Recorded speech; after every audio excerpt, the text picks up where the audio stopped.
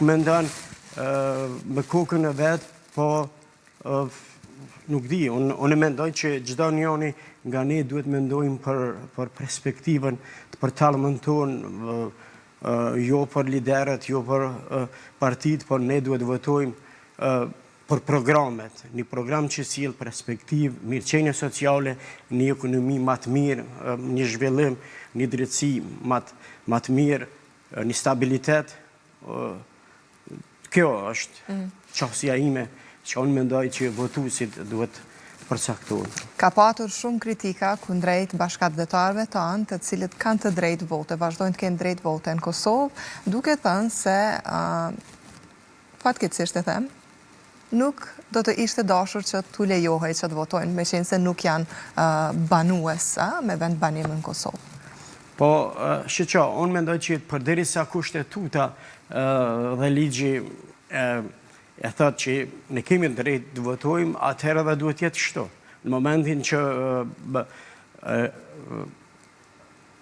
mirët ndonjë vendim tjetër, atëherë absolutikisht besoj që edhe na si diasporë mund të përqafojmë atë vendim. Mi po, në basë ligjeve, në basë kushtetutës, e thot që diaspora ka të drejtin e vetë votimit. Po e vërtet. Po i kthehemi vitit 1991. Nëse mundet regjia të na e lëshoj edhe njëherë videon për cilën do të flasim së bashku, ndoshta edhe për të kuptuar pak më shumë rreth këtij momenti. Po,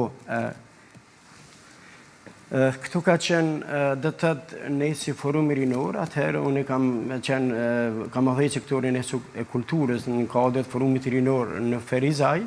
Këtu kemi patëm organizu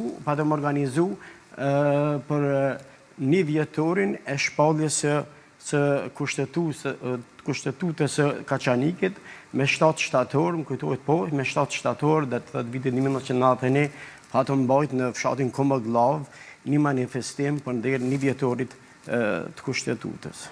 Kjo ka qenë dalja jote e fundit, apo jo? Po, edhe kjo ka qenë thëmë drejtin, sepse unë e sekretari i sektorit të kulturës për forum, edhe e përmbylla manifestimin, sikur ta dija me një fjalim se mirupafshim në Kosovën e lirë, në Kosovën e bashkuar. Dhe vërtet kështu ndodhi, dhe tëtë, kjo ishte fjalimi im i fundit, edhe në fundin e dhjetorit, unë e u largova nga Kosova, edhe u ktheva mas 8 vite, ashtu edhe si që pa ta premtu në Kosovën e lirë.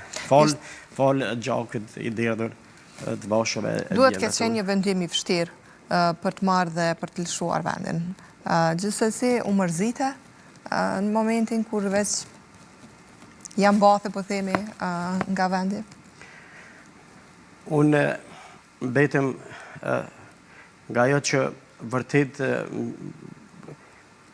kë vendim të ka qenë një nga vendimet më të vështira në jetën time, sepse unë si ri atëherë u detyrova të alçoj Kosovën pa dëshirën time, pa dashjen time, i lash gjitha ëndrat e mia, i lash sepse na kishëm ëndrat e tona, aktivitetet e tona, po edhe mbi gjitha me lanë familjen nuk është fare lehtë, por ato ishin rrethonat e momentit, nuk patëm rrugdalje tjetër, edhe pse unë u mundova një vjet e gjysmë, sa më kujtohet, u bona të përpjekje të fshihesha aty të ku mund, mirë po atëherë të policia e kohës, edhe ato vendet unë të ku isha, i gjetën dhe atëherë nuk më mbeti mu gjatë tjetër veçse me mbijetu, me u largu.